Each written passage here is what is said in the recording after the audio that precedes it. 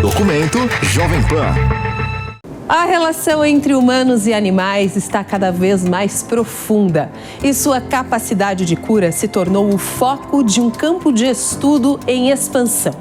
Os serviços assistidos por animais promovem o bem-estar físico, emocional, social e cognitivo dos seres humanos, utilizando a interação com animais como parte do tratamento ou atividade terapêutica.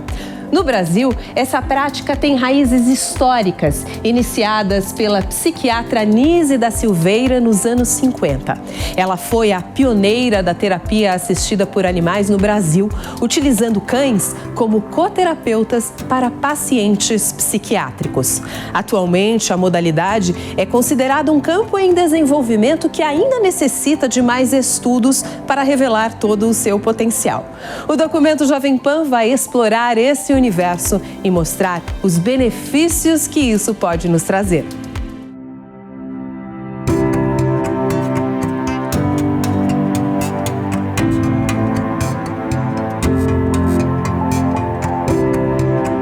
Há vários estudos que mostram que a contemplação em ambientes naturais ela tem efeitos importantes, efeitos terapêuticos, efeitos educacionais para as pessoas que têm essa oportunidade. Inclusive, há algumas iniciativas nesse sentido, por exemplo, a Fundação Devereux, nos Estados Unidos, que tinha uma oportunidade para determinadas escolas que ficavam na sua área para visitação dos animais sendo tratados, sendo cuidados em ambientes naturais. Já tem vários estudos que mostram que a interação com os cães faz com que a gente tenha redução de ansiedade, devido à liberação de alguns hormônios e neurotransmissores que vão principalmente agir aí na redução de dor, redução de ansiedade e na formação do vínculo. Então, por exemplo, um dos hormônios que é liberado quando a gente tem interação com um animal de estimação é a oxitocina, que é o dito hormônio do amor. Então, a mãe, quando tem o seu filho, é inundada de oxitocina quando ela amamenta, que é um hormônio que forma vínculo. E isso a gente já sabe por diversos estudos científicos, que ao tocar, interagir e receber e trocar afeto com um animal de estimação também tem a liberação disso, o que vai favorecer muito os tratamentos, porque um dos princípios que a gente tem dentro dos tratamentos é que haja um vínculo entre o animal de estimação e o indivíduo e o paciente e o seu terapeuta. Fazer terapia com um cão e uma psicóloga na sala significa que eu tenho toda a possibilidade de expor o que eu sinto, o que eu penso, com a segurança, com a tranquilidade e também com o carinho que eu possa receber de um ser que não me julga, que olha para mim com todo amor e todo afeto, sem nenhum tipo de preconceito, nenhum tipo de dúvida do amor que eu possa sentir por ele também. Então o cão é um ser iluminado, ele olha pra gente sempre com amor. E isso dá segurança pra gente, de poder falar tudo que a gente está sentindo, pôr pra fora tudo que a gente sente. Estou há 25 anos trabalhando com ecoterapia e ainda me emociono muito com cada resultado. A relação do praticante com o cavalo é um momento único, mágico, e o respeito entre o cavalo e o praticante é uma coisa assim muito bonita de se ver, e o quanto ele é capaz de estimular o praticante a querer desenvolver, a querer se desenvolver, a querer melhorar e a fazer participar desse processo de uma forma mais ativa e mais feliz. Então, eu acho que esse é o grande diferencial da ecoterapia. O lúdico, essa interação, essa troca e esse respeito que existe entre o praticante e o cavalo. A terapia assistida por animais, ela é uma modalidade que a gente vê com o coração cheio de amor, porque dá para ver, né, na hora que você aproxima um animal de uma criança que tem a neurodivergência, você vê a alegria, você vê a habilidade que muitas vezes não passa pelo entendimento. É emocional, é uma coisa sentida. E a gente vê imediatamente a reconexão dessa criança com o animal. E aí a gente ganha o mundo, né? A partir do momento que você aproxima esse animal de uma criança que tem a neurodivergência, você percebe na hora que você conquistou ali a criança e que dali para frente você pode trabalhar e melhorar muito várias questões envolvidas.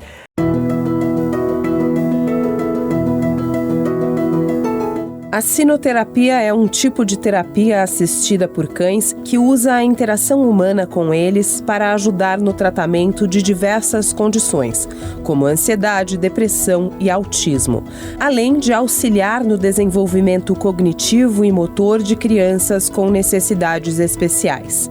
A psicóloga Cristiane Blanco utiliza a sinoterapia desde 2009. Cristiane é também presidente do Instituto Nacional de Ações e Terapias Assistidas por Animais, o INATA. Então imagina que você abre a porta e tem um cachorro te recepcionando, fica muito mais fácil. O protocolo com eles, até porque os brasileiros são muito invasivos, né? O protocolo com eles é muito simples. Você vai, cumprimenta, brinca, já vem uma memória afetiva para quem tem essa relação, né?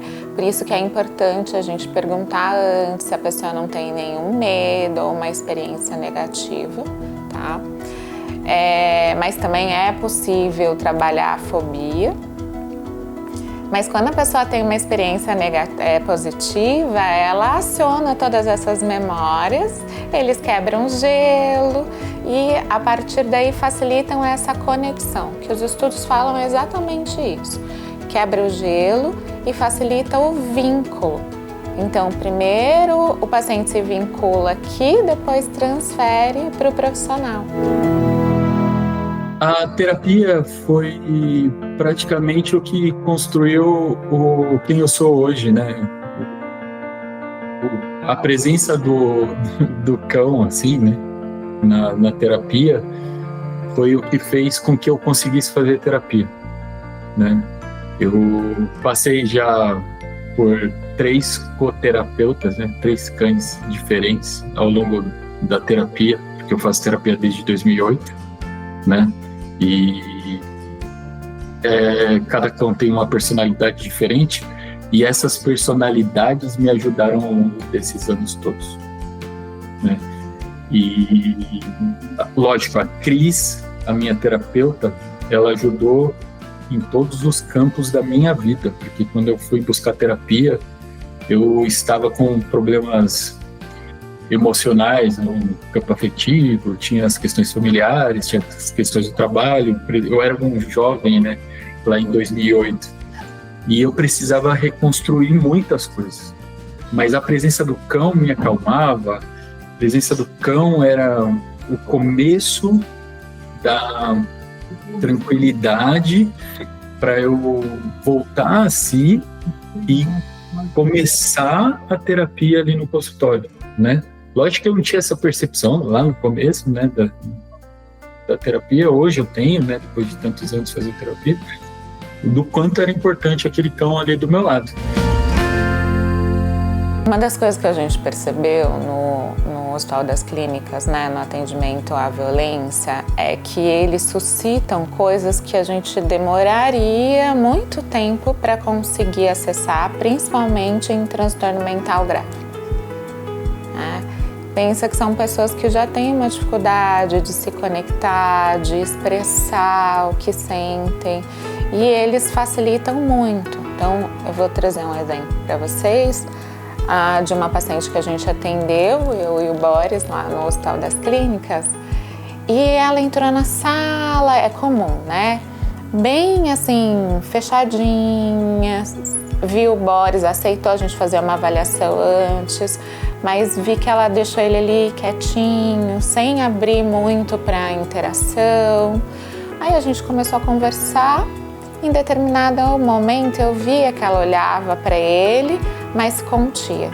E eu perguntei se tinha alguma coisa incomodando, que ela poderia sim fazer um carinho se ela se sentisse confortável.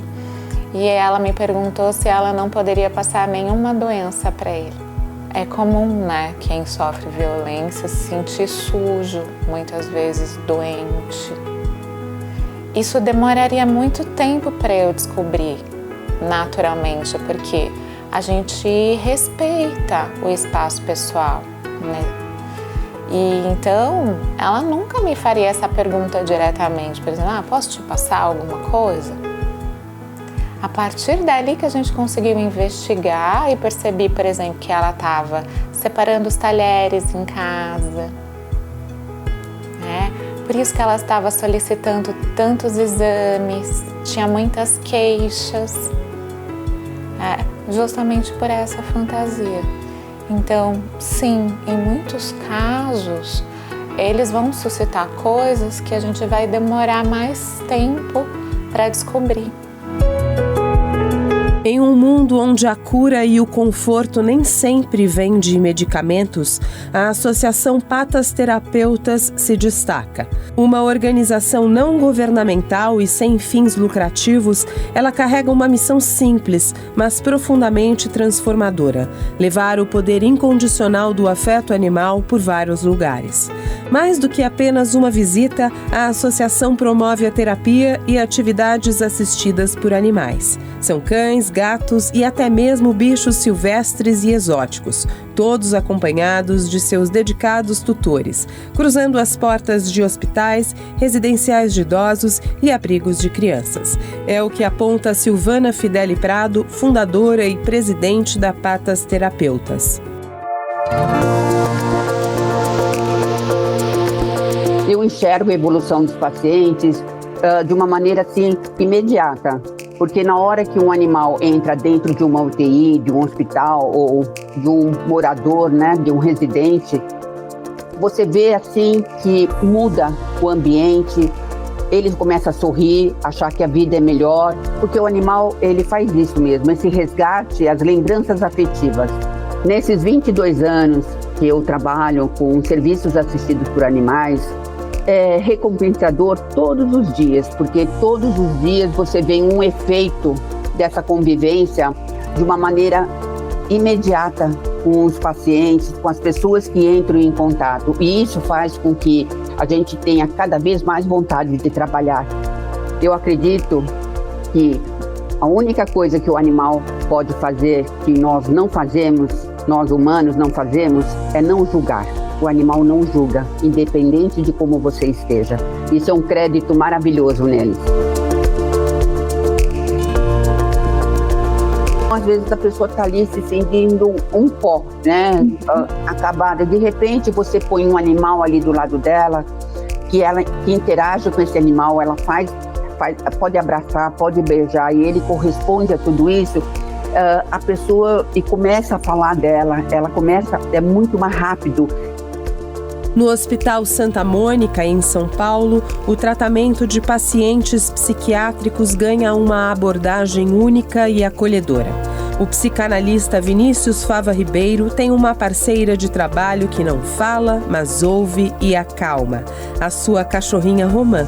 A presença do animal quebra o gelo, cria um ambiente mais seguro para os pacientes e ajuda a reduzir a ansiedade, facilitando o diálogo e o processo de cura.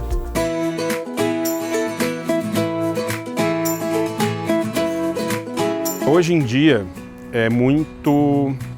tem muito pouco dentro da psicanálise o estudo desta interação. Mas esses estudos que existem, eles vão falar muito de onde o cão, principalmente, ele acaba sendo o que a gente chama de um objeto narcísico. Por quê? Porque ele investe na gente. Então, aquele momento que você chega em casa e o cão te recebe muito bem, feliz, é uma forma de satisfação que eu tenho. Por isso que ele investe em mim e eu fico satisfeito que ele está me recebendo. Então, o cão pode ser esse objeto. O cão ele pode ser um objeto de projeção, onde, por exemplo, aqui no Hospital Santa Mônica eu tenho um paciente que está desorganizado.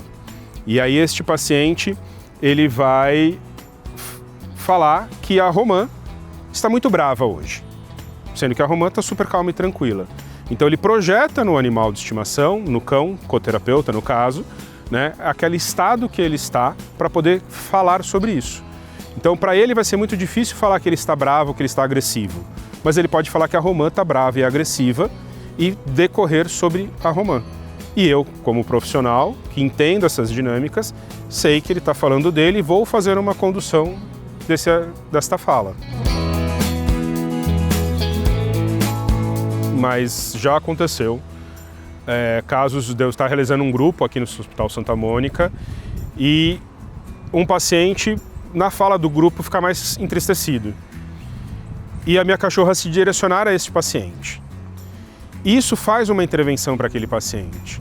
E ele se sente reconhecido dentro daquele sentimento que ele está tendo, né? Então, e ele fica muito grato e reconhecido grato pela presença da cachorra e reconhecido em sua tristeza.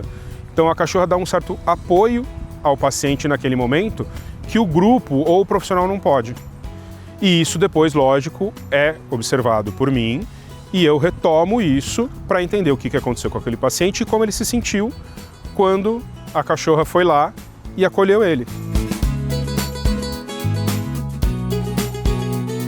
Eu vou dar alguns exemplos que eu já percebi aqui nesses 8 anos trabalhando no Hospital Santa Mônica. Um deles é pacientes depressivos que internam por uma crise de depressão e que tem ali, num prazo de 3, 4 meses, a perda do seu animal de estimação. E quando vem o cachorro, acabam se emocionando e retomando esta lembrança. E é interessante que muitas vezes eles não fazem esta referência. Mas a gente sabe que o luto por um animal de estimação muitas vezes não é reconhecido. E isso para um paciente que já tem a depressão pode sim desencadear uma crise depressiva. Um luto não reconhecido, né? Luto e tristeza fazem parte da vida. Mas para um paciente que é depressivo e não tem essa tristeza reconhecida pela perda do seu animal, isso pode gerar uma crise. E um outro caso foi, aqui também no Hospital Santa Mônica, uma paciente psicótica, então que ela tinha perdido o contato com a realidade, né? O psicótico ele cria um outro mundo ali, ou dentro desse mundo ele cria algumas coisas de perseguição, algumas outras coisas, que ao contato com o cachorro começou, isso já aconteceu mais de uma vez, começou a ter momentos de integração à realidade. E uma paciente em específica foi muito interessante que na semana seguinte, quando eu retornei, e eu notei que naquele momento ela estava tendo isso, quando eu retorno, ela cita no grupo que foi a partir da interação com a cachorra que ela percebeu que ela fazia essa transição entre a realidade e o estado psicótico. E a partir disso ela começou a se organizar melhor e auxiliou ela a sair desse estado. É que hoje a gente tem um movimento muito grande da presença dos cães nas questões de saúde mental. Principalmente, a Romã é um cão coterapeuta, então ela é minha e me acompanha nos meus atendimentos. O cão ele tem que ser preparado para isso. E o profissional também. Não é simplesmente pegar o cachorro, levar e esperar que uma mágica aconteça. Isso não é mágico, isso é ciência, isso é estudo. A gente já tem diversas publicações científicas, cursos hoje no Brasil sobre isso. Então que o profissional se prepare para isso e prepare o seu animal. E um outro cuidado que existe hoje são os cães de suporte emocional. Que são aqueles cães que são treinados para as pessoas que precisam de um cão como suporte. O seu pet, ele não é um cão de suporte emocional, por mais que ele te faça bem. Ele precisa ser treinado. Um cão de suporte emocional, ele vai fazer um processo ele faz um processo como se fosse um cão guia. Só que em vez dele conduzir o deficiente visual no dia a dia, ele vai dar suporte às suas questões de saúde mental no seu dia a dia. Então ele precisa ter um treinamento, ele precisa ser muito bem socializado e saber circular nos ambientes. Não é qualquer animal, ele precisa de um treinamento para que isso aconteça. A gente vê pets incríveis, né? Mas que isso, não tem o perfil para esse trabalho. É um trabalho muito sério, é um trabalho muito difícil, é desafiador, né? Por quê? Justamente porque a gente está em outros países, as pessoas têm mais, como eu vou dizer, elas não são tão invasivas na interação com pessoas e com animais.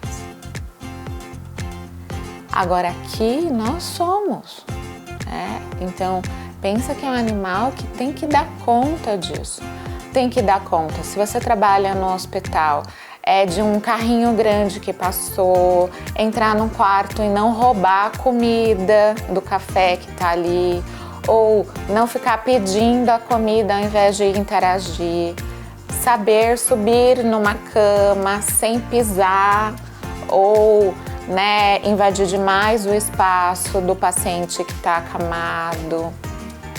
São coisas que parecem simples, mas não são, isso não está no dia a dia deles.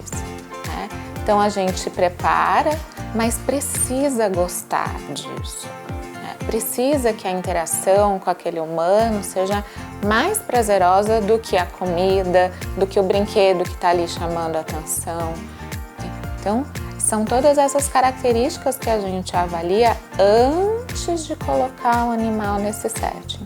Uma das coisas que a gente entende que não é só porque é fofinho.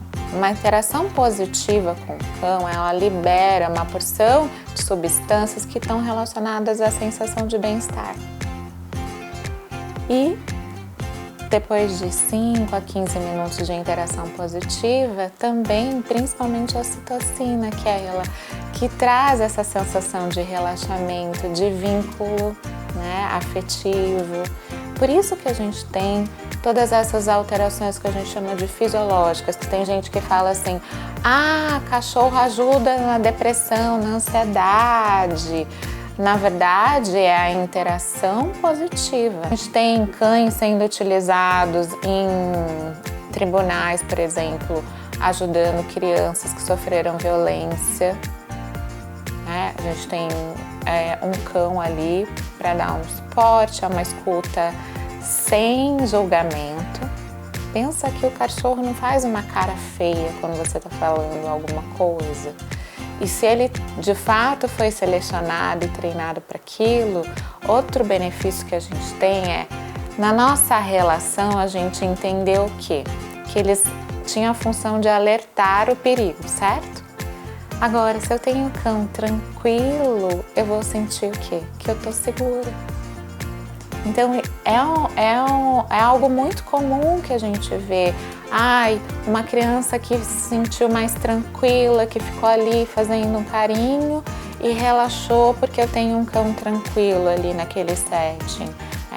Ou se eu tenho que falar o que aconteceu, ao invés de falar para o adulto, a gente já ouviu vários projetos assim, ele conta para o cachorro o que aconteceu.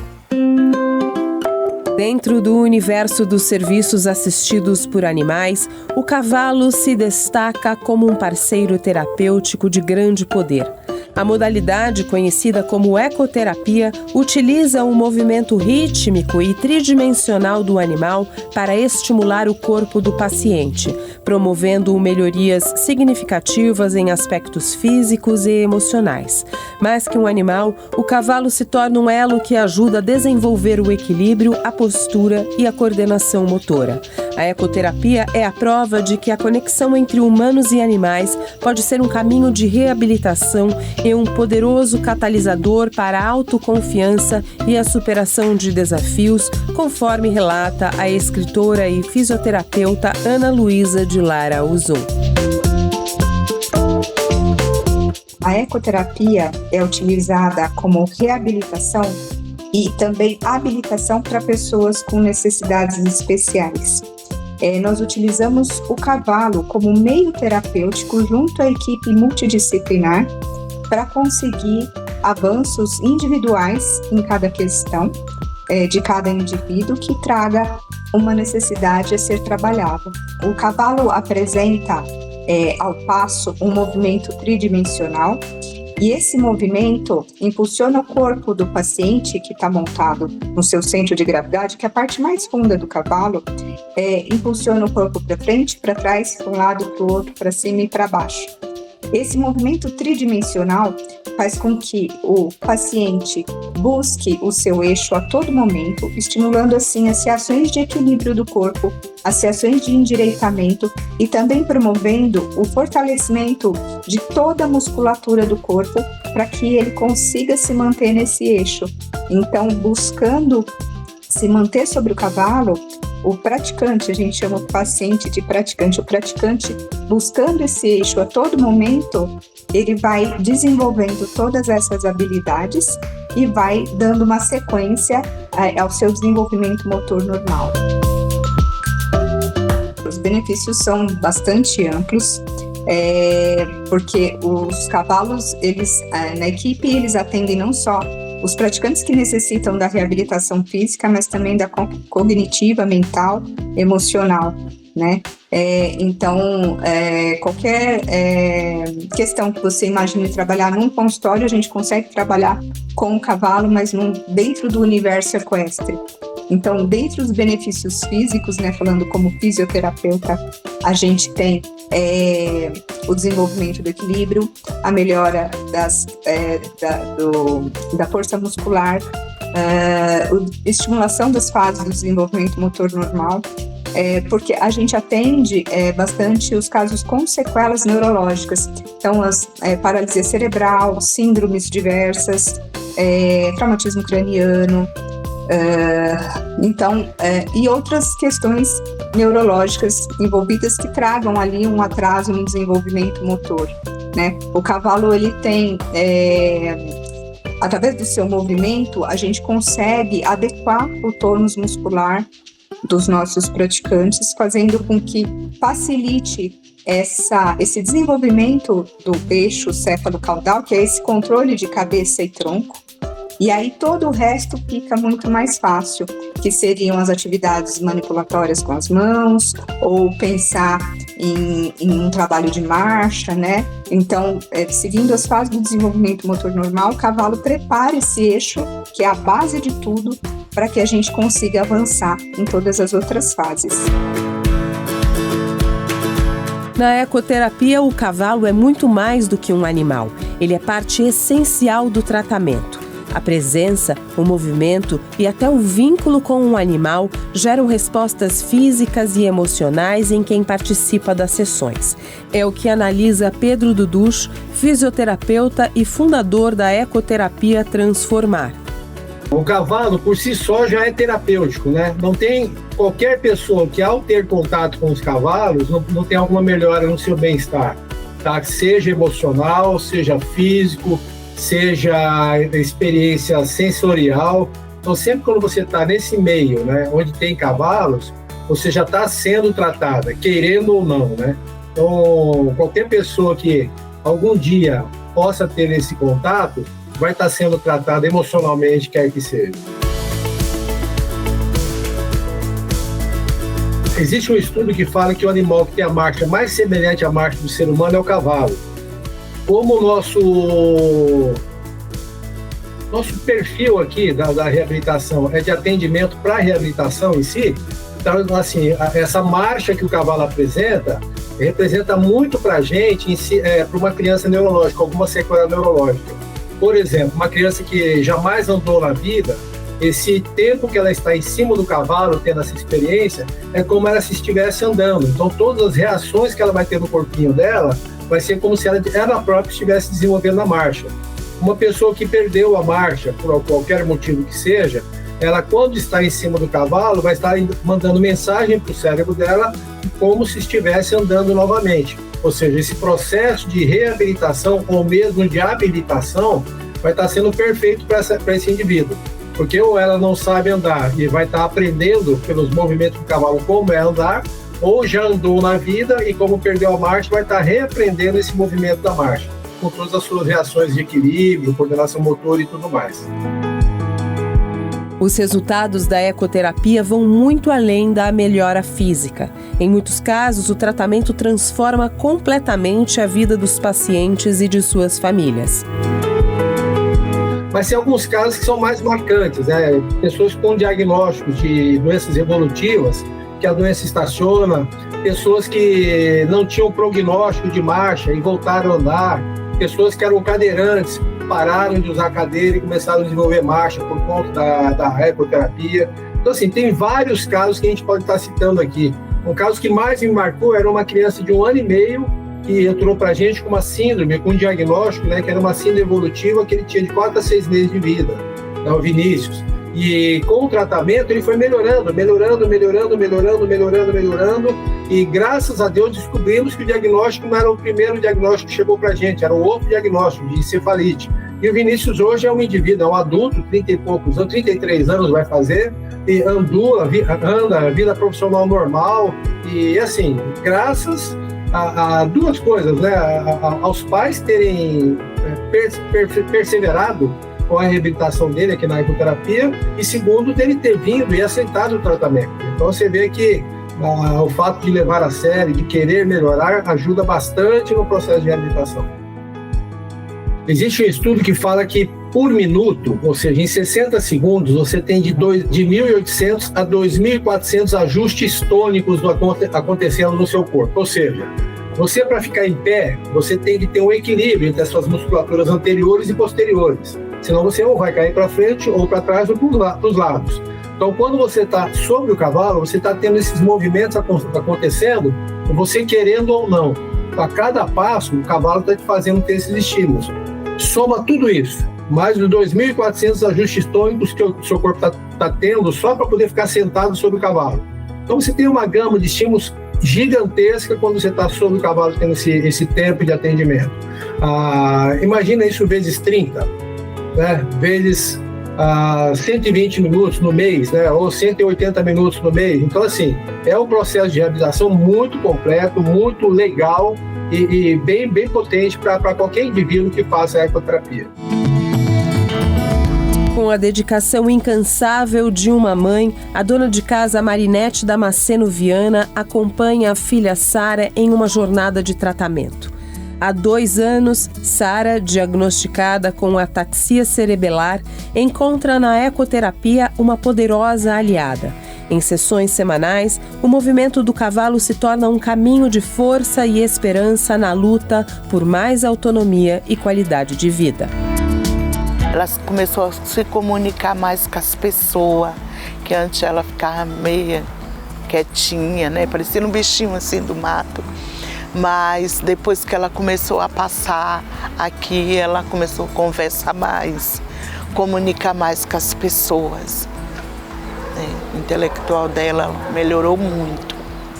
Começou em casa, ela começou a desenvolver mais. Antes ela não conseguia pentear o cabelo, hoje ela penteia o cabelo, ela mesma já se arruma, já veste a roupa, já calça o sapato, amarra o cadarço, que ela não conseguia. Ela não conseguia abrir um refrigerante, tinha dificuldade, hoje ela já abre. Conversando com ela, ela relata para mim, ela fala quando ela está com um cavalo, quando ela sobe, ela diz que ela se sente assim como se ela não tivesse nada. Ela tem assim, uma independência, como se ela estivesse em outro mundo a hora que ela está em cima do cavalo, que tem um contato com o cavalo. Você tem amor e tem a questão do animal também, que passa uma energia boa, o paciente também, então aí acaba tendo evolução. Quando você consegue criar um vínculo com o paciente tem um vínculo com você, então eu consigo muitas coisas, tipo atividades, trabalhar a socialização, a partir que ele cria um vínculo. Então, o vínculo com o cavalo também. Então, a Sara, ela chegou aqui com autoestima muito baixa, achando que não consegue nada, às vezes chorava, né, por ela ter essa deficiência. Mas ela hoje, eu estou trabalhando essa parte da autoestima, né, mostrando para ela que ela não pode depender dos pais a vida toda, ela precisa ter autonomia, então eu estou trabalhando, estou conseguindo, estou no caminho certo. Ela consegue, eu estou trabalhando também, ela trabalha os AVDs, que é atividades diárias básicas, que é como escovar os dentes, se alimentar sozinha, escovar os cabelos. Ela não conseguia fazer nada disso, hoje ela consegue. Né? Então ela evoluiu muito, a autoestima também melhorou.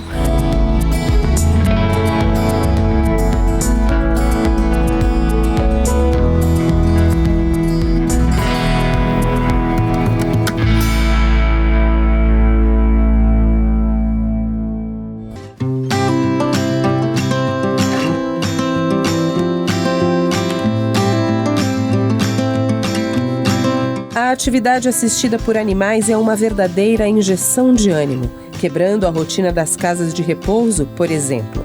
É um propósito genuíno de trazer bem-estar e promover a socialização, levando momentos de alegria, calor e descontração para a vida de quem mais precisa. A presença desses animais ilumina os rostos e aquece os corações, mostrando que a alegria pode ser encontrada em um simples carinho. Eu acredito que o que me levou a trazer a interação com animais na casa de repouso foi o mesmo propósito que me levou a abrir a casa de repouso, que é o cuidado e o carinho, você trazer qualidade de vida para as pessoas. Eu acho que quando a gente une esse poder dos animais com o cuidado, a gente cria um novo ambiente para que as pessoas no geral e principalmente os idosos possam se entregar e sentir acolhidos ali.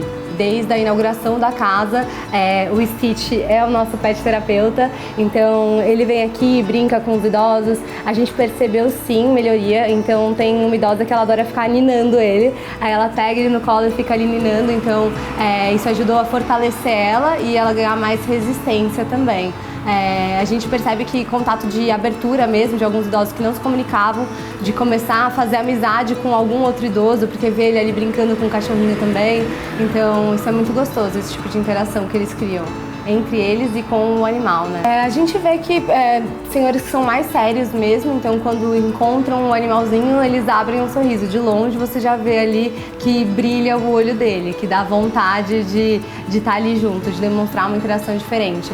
A gente percebe que idosos também, muito demenciados, que às vezes não conseguem se expressar corretamente quando vem um animal, ou quando percebem alguma coisa que remete, né, ao que eles faziam antes, acende, lembra de uma outra forma. Então. Eu sou Maria Paula Ribeiro dos Santos Fiorati e eu estou com essa belezinha aqui. Poxa, não é bonitinho? Ele parece que é um pedaço do meu coração, porque a gente gosta deles tanto, tanto, e a gente vê que eles têm um amor profundo pela gente. Ele é meu profundo amor. Eu não penso em existir sem ele, porque ele é o maior companheirinho. Eu trabalho, mas não é por mim já tinha. Eu tive um cachorro uma vez, muito tempo, eu era menino ainda. Até hoje eu sinto falta. Diversos lugares no Brasil proporcionam interação entre animais e humanos. O Zoo Foz, localizado em São Paulo, por exemplo, é uma organização sem fins lucrativos que atua nas áreas de educação ambiental e atividade assistida por animais, com equipe formada por profissionais e voluntários. É o que explica a neuropsicóloga e diretora do Zoo Foz, Ana Paula Valentim. Aqui no Zoo Foz a gente trabalha com atividade assistida por animais, que o objetivo é promover saúde e bem-estar através da interação com os animais e transformando em uma ferramenta de amor, de afeto e inclusão. A gente iniciou há 8 anos atrás o projeto, né? A gente atende algumas instituições de crianças com autismo e crianças com síndrome de Down, como vocês acompanharam. Aqui a gente abriga 160 animais, em torno de 90 espécies diferentes. E esses animais participam das terapias atuando, né, aí como um grande, né, o que promove toda essa relação de amor, afeto e conexão entre os seres humanos. Na Grécia já existiam as terapias com cavalos, mas na história, por exemplo, moderna, iniciou em 1960 com o psicólogo Boris Lembson, que ele fez uma terapia junto com trouxe o seu cachorro para interagir com o seu paciente autista.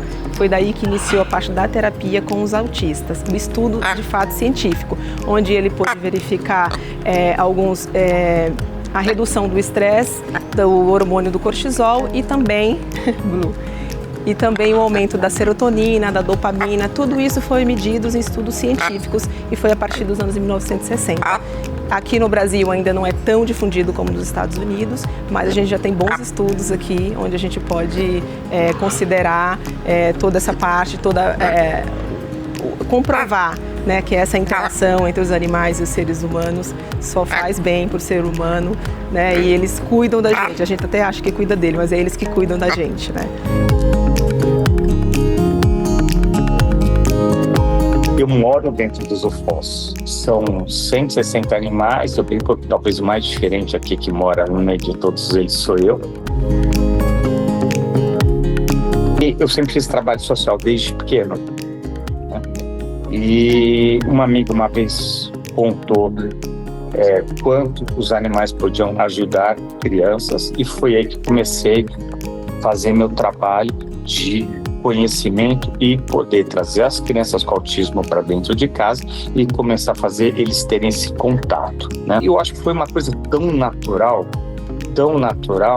e o zoofós nasceu, né, da forma carinhosa que meus amigos queriam vir na casa do Zoo do Tio Foz. E o Zoo do Tio Foz virou zoofós, e o zoofós virou uma fundação voltada a ajudar hoje pessoas que precisam. Então, hoje, dentro do zoofós, a gente tem 2 braços extremamente importantes em educação ambiental, né?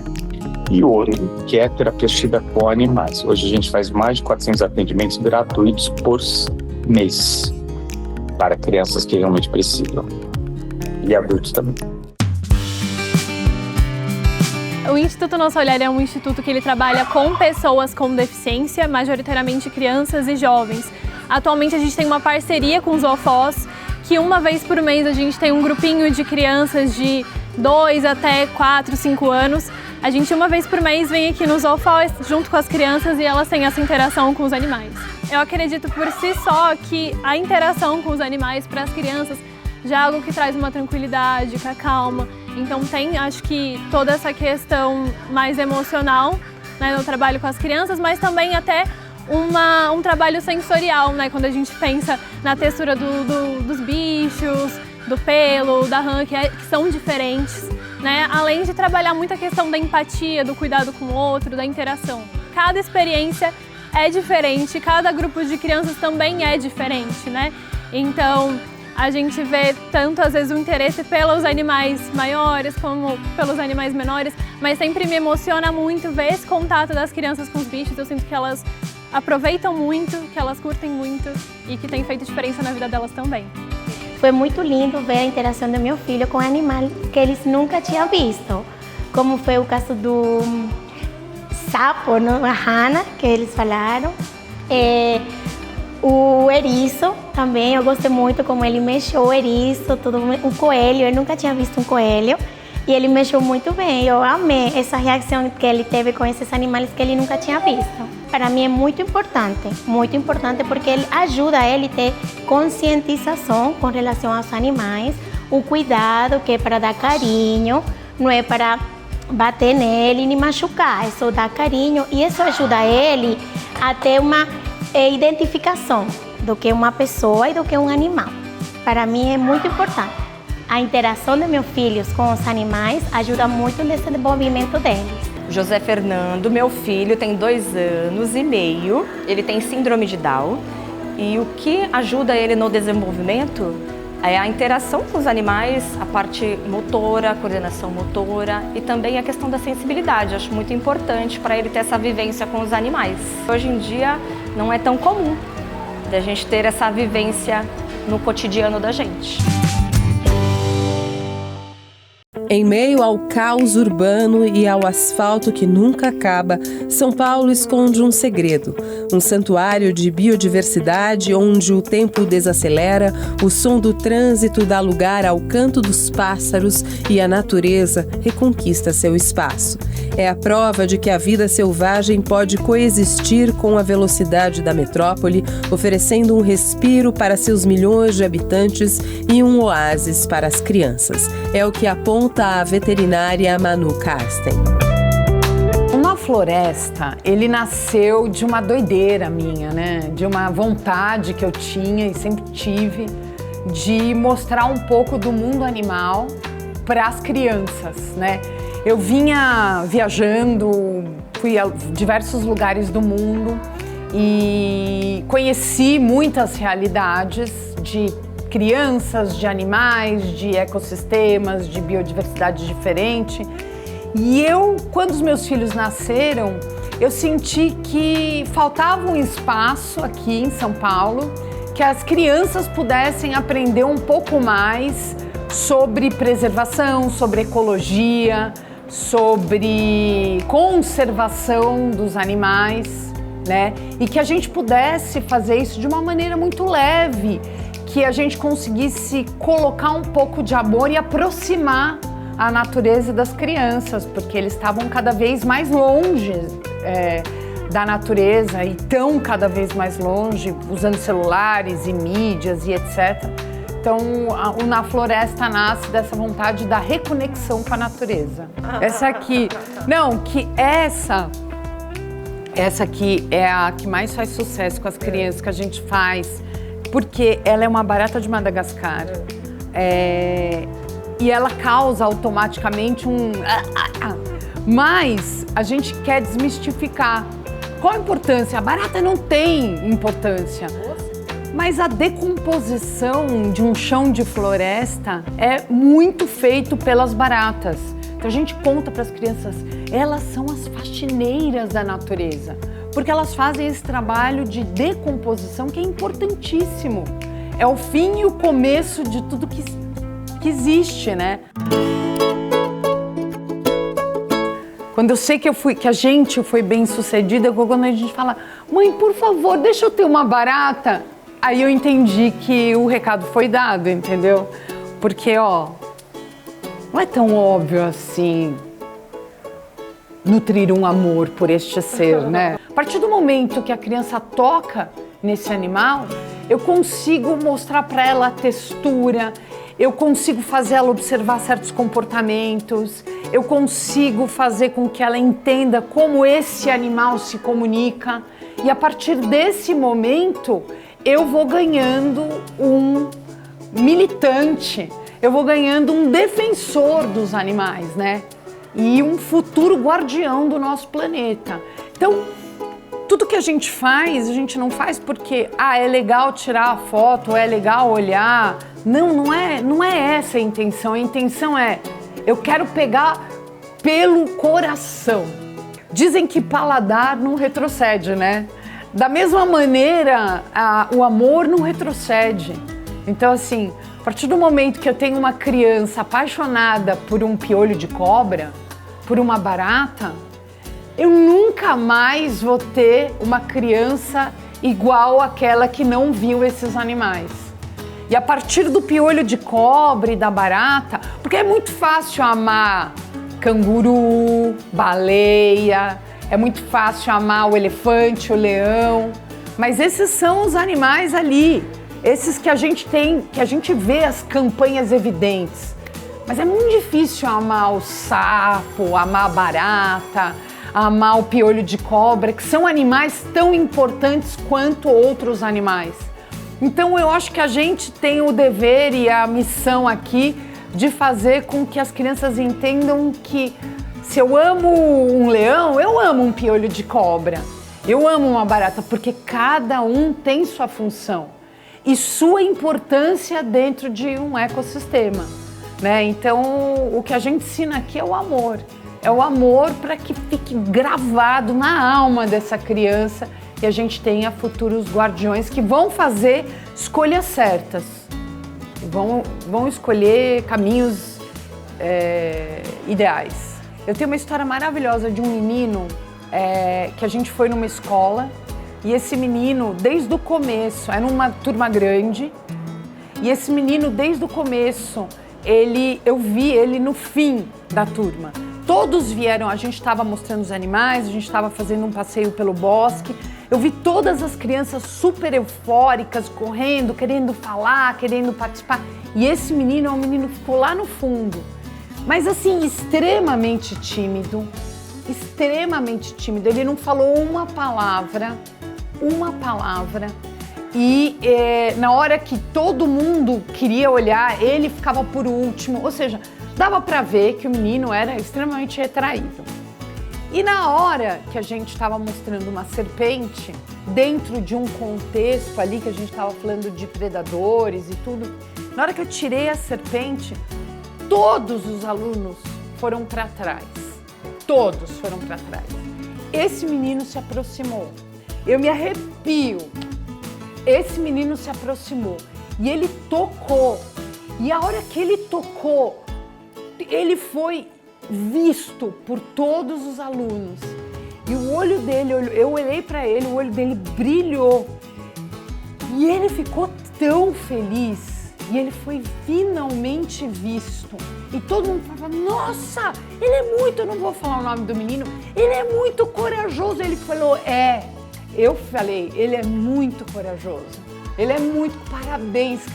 E a professora depois veio me dizer que esse menino mudou tanto depois disso. Então, isso me marcou profundamente, porque ele era um menino que não era enxergado, ele não era visto. E por ele ter a coragem, ele se destacou e ela disse que depois disso, ele mudou. Isso foi o momento que ele mudou o comportamento e na sala ele conseguiu o respeito dos amigos. Então isso para mim foi a primeira vez que isso aconteceu e eu nunca vou enxergar. Eu tenho a foto mental desse menino e tenho certeza que ela vai ficar para sempre comigo. Quais são os desafios futuros dos serviços assistidos por animais no mundo? É o que relata a veterinária e professora do Instituto de Saúde e Psicologia Animal, Seres Faraco. A questão dos serviços assistidos por animais, globalmente e especialmente no nosso país, ela tem bastante desafios. Ela necessita de regulamentações mais estruturadas, ela necessita de estudos e capacitação das pessoas para poder participar desses protocolos, desses projetos. Há necessidade de investimento de recursos para que os profissionais, os pesquisadores possam, enfim, ter possibilidade de construir protocolos mais consistentes, mais duradouros, que eles possam avaliar por um tempo prolongado e com uma equipe que auxilie nisso. É preciso também uma formação importante em bem-estar dos profissionais de veterinária para esses fins, que eu acredito que ainda não, eu desconheço que isso ocorra nas faculdades de veterinária, né? E que seria importante essa capacitação. É preciso que haja capacitação em comportamento animal, para que esses animais tenham todas as condições, não só de saúde física, como também de saúde mental, para participar.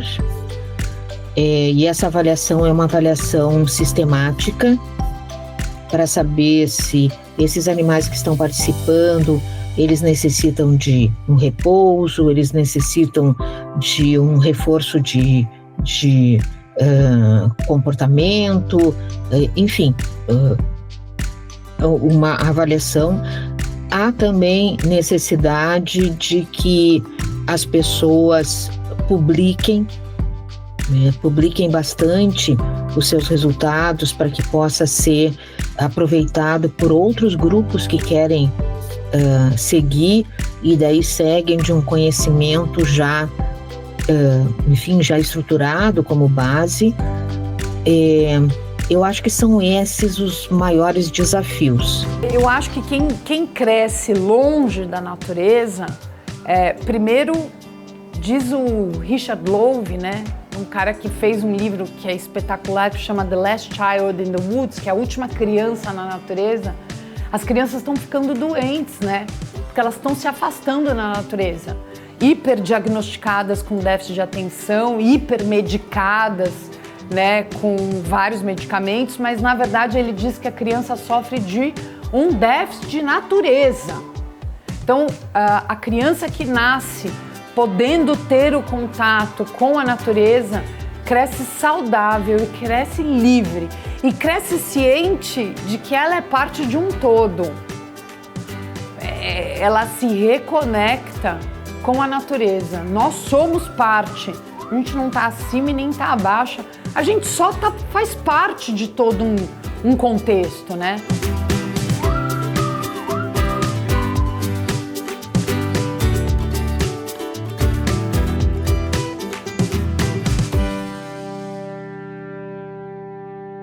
O Documento Jovem Pan fica por aqui. Assista a esse e a outros programas no canal do YouTube da Jovem Pan e no aplicativo Panflix. Uma ótima noite para você e até mais.